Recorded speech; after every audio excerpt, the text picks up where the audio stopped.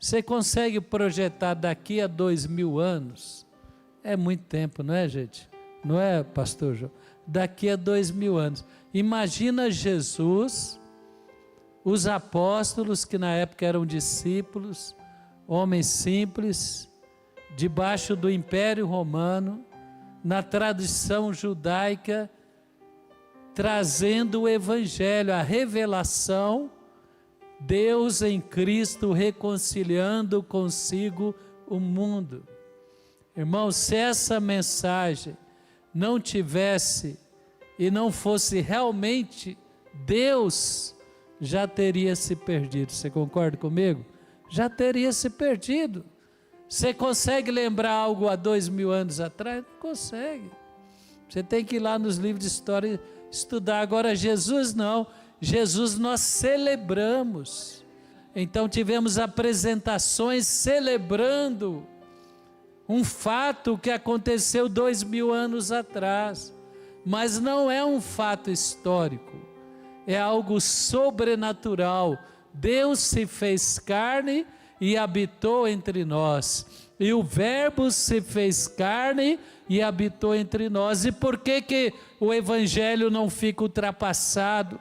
Porque esta mensagem que existe hoje, um movimento ideológico, e não só hoje, mas no passado houve também, tentando desconstruir a palavra de Deus, o Evangelho, tentando resistir à igreja. A igreja foi perseguida no Império Romano, apóstolos foram martirizados, mas ainda assim ela tomou todo mundo. O Evangelho alcançou as nações e nos faz hoje vibrar. Quem vibra no louvor? Quem celebra a alegria do Espírito Santo?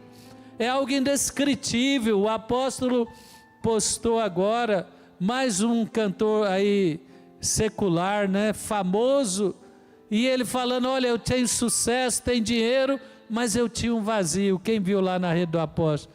E ele falou: sucesso, dinheiro, fama, mas tinha um vazio. E hoje eu posso declarar: eu sou cristão, eu sirvo a Deus, não me envergonho do Evangelho. Irmãos, nós estamos celebrando isso. Isso é vida, isso é poder, é Deus.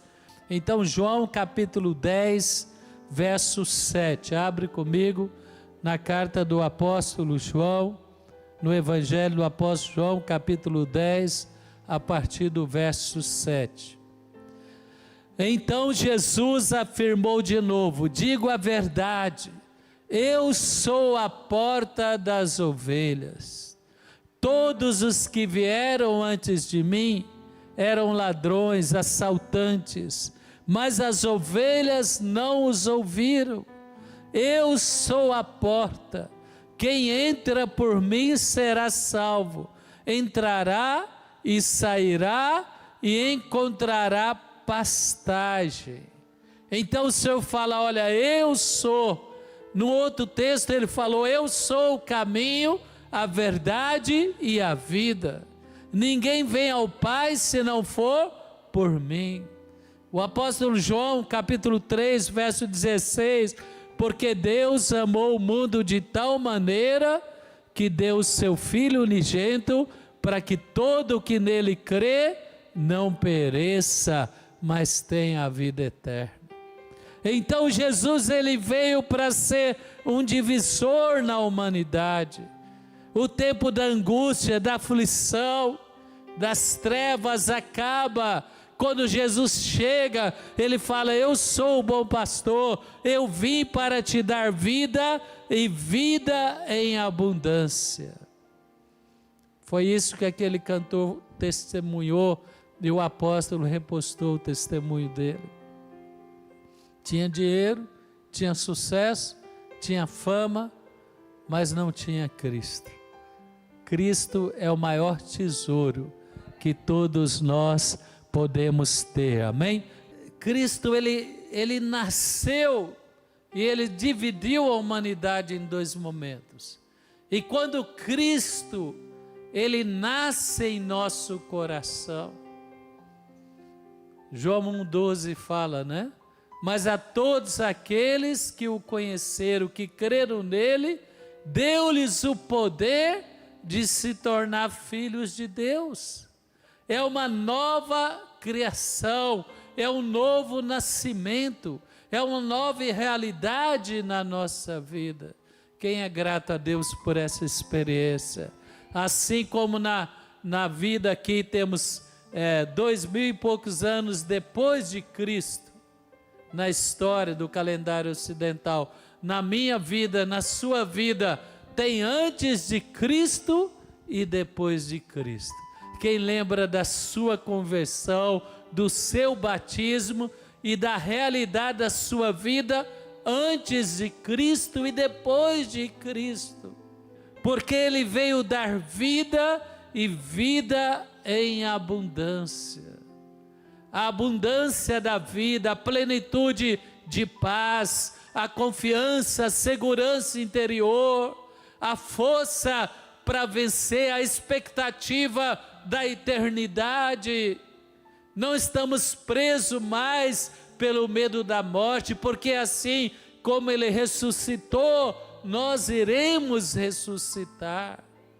Ele nos libertou das trevas, Ele nos libertou do pecado, Ele nos libertou dos nossos temores, e à medida que com a igreja e na igreja e através da palavra nós desenvolvemos a nossa fé, nós começamos a receber uma vida plena, uma vida abençoada, não sem problemas, mas vitoriosa. Então, meu irmão, abre comigo, vamos ver alguns textos que falam sobre esse nascimento. Mateus capítulo 1, versículo 23. A palavra diz que o anjo apareceu há 2000 anos atrás.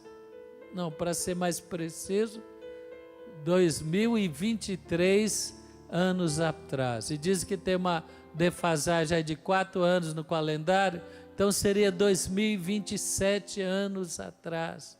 Mas vamos seguir o calendário tradicional. Há 2023 anos atrás, esse anjo veio, ele trouxe esta palavra e até hoje ela está repercutindo. E ela vai repercutir poderosamente até Jesus voltar. Irmãos, é algo tremendo, é maravilhoso. É maravilhoso ou não é?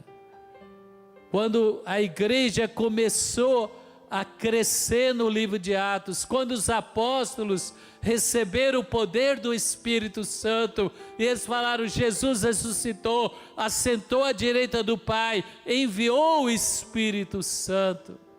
E o Espírito Santo revela a nós, não o Jesus que aconteceu historicamente, mas o Jesus que está vivo, que está à direita do Pai e intercede por nós.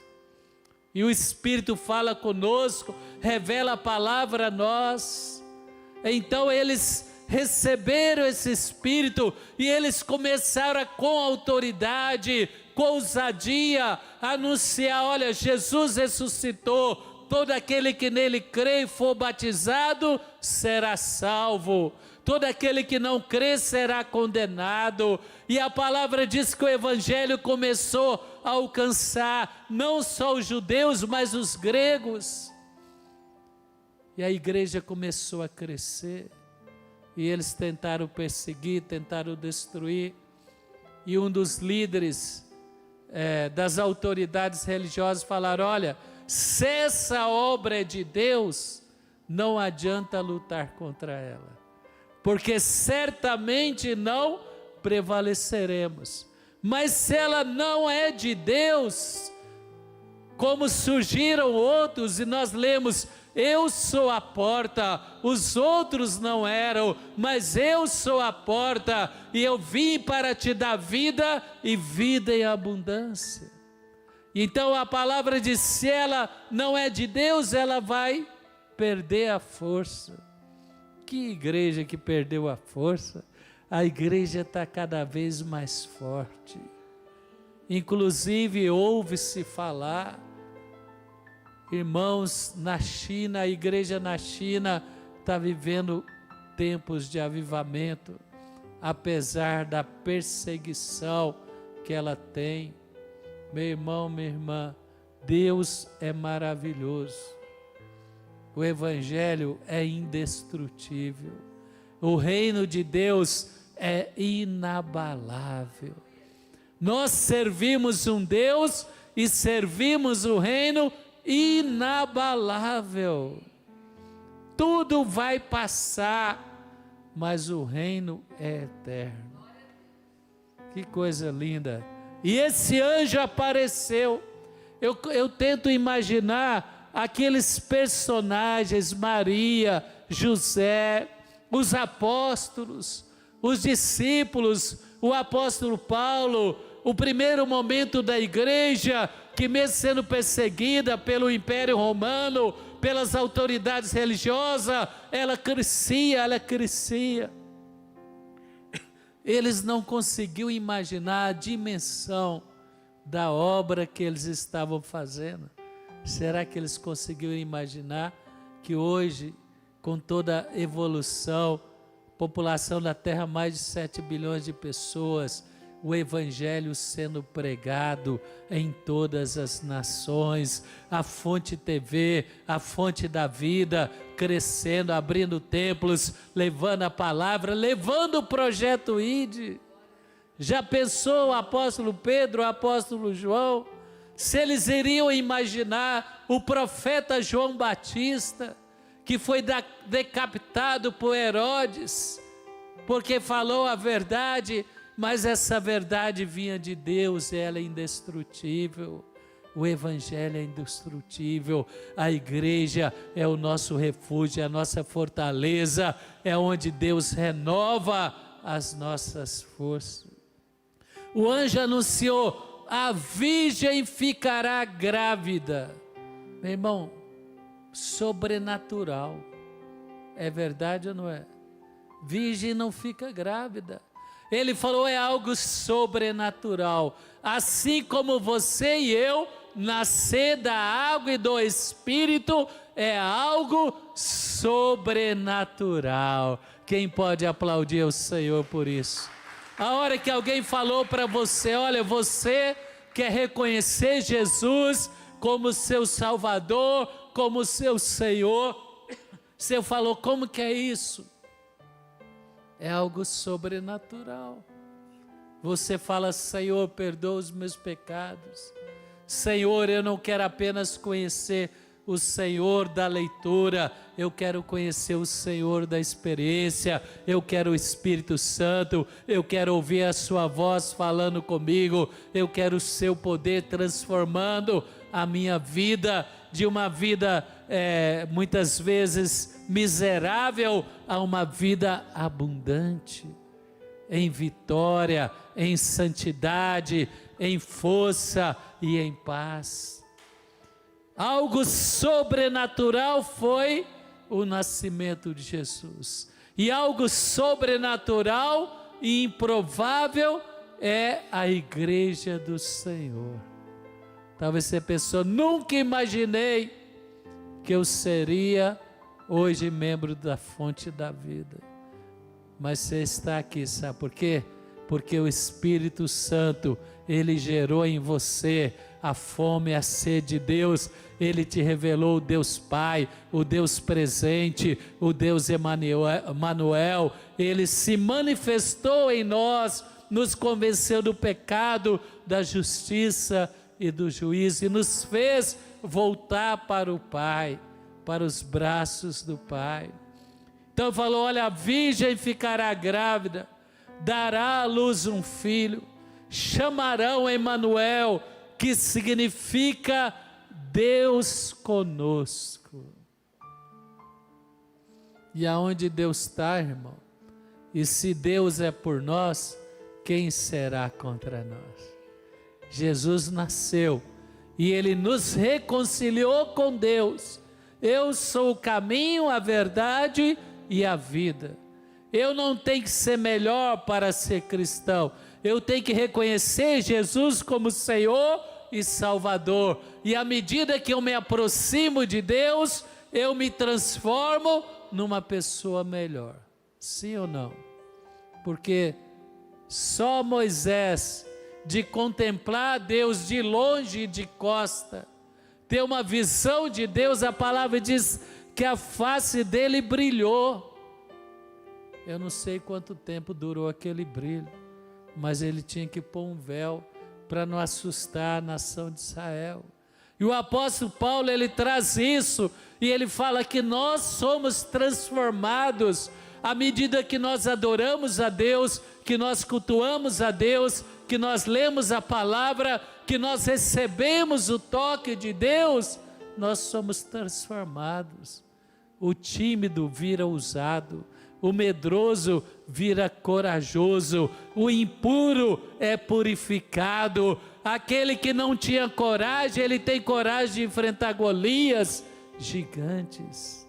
Aquele que era improvável, como era improvável uma virgem dar à luz um filho, aquilo que é improvável e impossível aos seus olhos, é o que Deus vai fazer na sua vida, porque o mesmo Espírito está aqui na igreja, e Ele está gerando algo grande e maravilhoso na sua vida e na sua casa. Quem recebe diz amém. Outro texto, Lucas capítulo 2, versículo 10. Lucas capítulo 2, verso 10. Mas o anjo lhes disse: não tenha medo. Medo aprisiona tantas pessoas. Medo de perder o emprego, medo de passar necessidade, preocupação com relação ao futuro dos filhos. O medo fica assombrando muitas pessoas, mas o anjo falou: não tenha medo. Jesus nasceu e eu e você não precisamos ter medo. Nós vamos declarar como Davi: o Senhor é o meu pastor, nada me faltará. Quem crê que o Senhor Jesus nasceu para governar sua mente, para governar sua alma, para governar sua vida, para governar as nações. Oh, meu irmão, o anjo falou: não tenham medo, não se assustem com a minha presença e não tenham medo da minha mensagem. Deus aproxima para abençoar, Deus aproxima para ministrar o amor dele. Não tenha medo, não tenha medo de comprometimento com Deus, com a igreja. Quantas pessoas elas têm medo? Eu já tive, talvez você já teve, medo de frequentar a igreja, ficar um cristão. Antigamente você falava que era fanático, exagerado. Quem já ouviu isso? Você está muito exagerado, não precisa de ir na igreja tanto. Quem já ouviu isso? E se dá o dízimo aí que exagera mesmo, né? Que aí fala que o Deus desse mundo é o dinheiro. Você vai na igreja, mas você não dá o dízimo. Fala para o seu irmão: não tenha medo. Fala: fica tranquilo. A obediência traz a bênção. Quem entende o que eu estou falando? Compromisso com Deus não destrói, restaura. Fala comigo: compromisso com Deus, com a palavra de Deus, obediência à palavra não destrói, ela constrói, ela restaura. Meu irmão, compromisso com Deus não vai roubar a sua alegria, vai te trazer mais alegria do que o mundo poderia oferecer. Quem entende o que eu estou falando? Muitas pessoas têm medo de estar na igreja comprometido com Deus, e eu e você temos que estar renovando a nossa consagração. A igreja não faz mal. Quem entende o que eu estou falando? Não tem gente que fica no boteco. O Brasil é famoso pelo boteco, pelo bar, né? Tem gente que vai no boteco toda semana, às vezes todo dia. Igreja não é boteco não, irmão. Igreja é lugar de bênção, é de celebrar. A alegria lá da bebida é passageira. A alegria do Espírito Santo é permanente e não traz ressaca. Quem pode aplaudir o Senhor por isso? Não traz. O cara que gosta de futebol e é apaixonado por futebol, ele faz sacrifício para estar toda semana lá vendo o time dele jogar. É ou não é? Meu irmão, minha irmã, não tenha medo. O que Deus tem para nós, olha o que Ele diz: eu estou trazendo boas novas de grande alegria para vocês. Amém? Você não imagina. Fala para o seu irmão, você não imagina. Você vai chamar Jesus para abençoar o seu lar. E você não imagina. Eu trago boas novas de grande alegria. Quem pode aplaudir o Senhor por isso? Alegria para vocês e para todo o povo. Fala, alegria para mim e para toda a nação. Então, vai ser a oportunidade de falar, ó, boas novas não é só para você, é para todos. E qual eram as boas novas? Verso 11. Hoje na cidade de Davi nasceu o Salvador, que é Cristo o Senhor.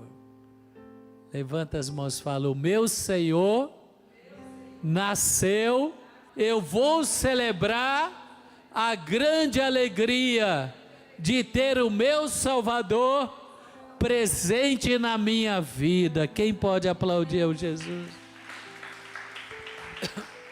Por isso que Isaías 9, versos 6 e 7, ele diz, que texto lindo, que profecia linda de Isaías. Abre comigo lá, Isaías 9, versos 6 e 7, é algo tremendo.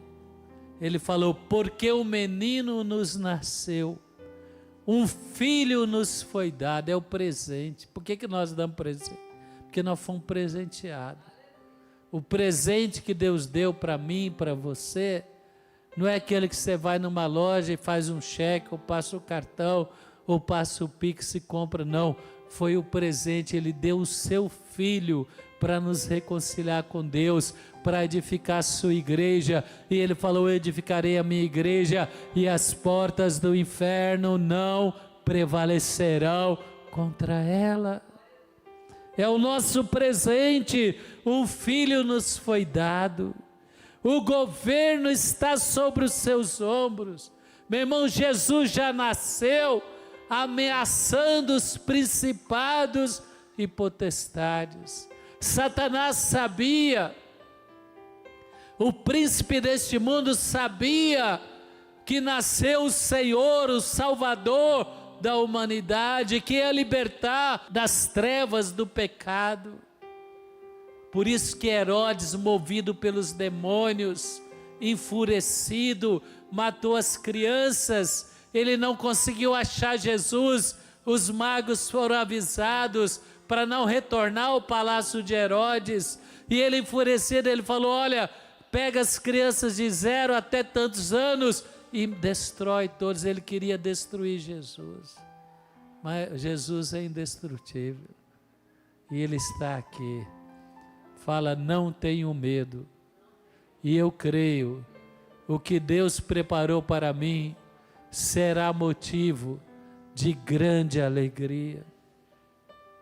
O governo está sobre os seus ombros, e Ele será chamado Maravilhoso Conselheiro, Deus Poderoso, Pai Eterno, Príncipe da Paz. Ele estenderá o seu domínio, haverá paz sem fim sobre o trono de Davi. Meu irmão, o domínio se estendeu e chegou até nós. Aleluia, quem pode dizer aleluia? Levanta as mãos, fala, o Senhor meu Deus trouxe seu governo, seu poder sobre a minha vida, e eu profetizo que esse poder, esse conselho maravilhoso, essa paternidade e esta paz sem fim vai governar toda a minha casa. Quem pode aplaudir ao Senhor por isso? É maravilhoso. E eu queria terminar, terceiro carta de João. Abre comigo lá. Terceira carta de João. Tem o primeiro, segundo e terceiro João. Capítulo 1. A vida abundante que o Senhor prometeu, o apóstolo João conseguiu aqui trazer uma dimensão para nós dessa vida abundante. Ele escreve aqui: amado, oro para que você tenha boa saúde e tudo corra bem, assim como vai bem a sua alma. Eu quero desejar isso para cada membro da fonte da vida. Amém? Desde a mais pequenina criança ao idoso. Eu quero desejar e eu oro por você, para que você tenha boa saúde. Quem crê que Deus vai te guardar, te livrar de todo mal? Quem foi guardado da pandemia, fala obrigado, Senhor. Eu oro para que tenha boa saúde, tudo corra bem. Suas crianças na escola, os jovens na faculdade, sua vida profissional. Não tenha medo de vir para a igreja, não tenha medo de ser um cristão fervoroso, porque isso vai liberar grande alegria, muita paz, muita vitória, muita libertação na sua vida. Oro para que tenha boa saúde, tudo corra bem, assim como vai bem a sua alma. Meu irmão, que oração atual. No século que nós vemos a depressão alcançando a angústia, a aflição, todos os níveis culturais, sociais, às vezes a alma está doente, mas Jesus veio curar a sua alma. Quantos podem dizer amém? Salmo 23, leva-me às águas tranquilas, refrigera a minha alma. Estou apaixonado por Salmo. O Salmo eu estou lendo de bônus. Todo ano, a cada 2 anos, pelo menos 3 vezes eu leio a Bíblia. O Antigo Testamento 3 vezes, o Novo 6. E eu contava o Salmo. O Salmo eu não conto mais, agora o Salmo é bônus. Se eu acordo às 3 da manhã, eu leio um Salmo. Eu tento levantar, eu leio outro Salmo. Sabe por quê? Refrigera a alma. É verdade ou não é? O Salmo, a palavra refrigera a alma. A hora que o diabo lança uma seta inflamada, você fica angustiado, aí você levanta, ou você abre o olho, ou você mesmo acordado, pega a Bíblia eletrônica ou de papel, e você lê a palavra, e Deus cura a sua alma. Quem já teve uma experiência assim? A palavra entra assim na sua mente, toca o seu coração, incendeia a sua alma, e o medo sai, a aflição sai, a paz entra.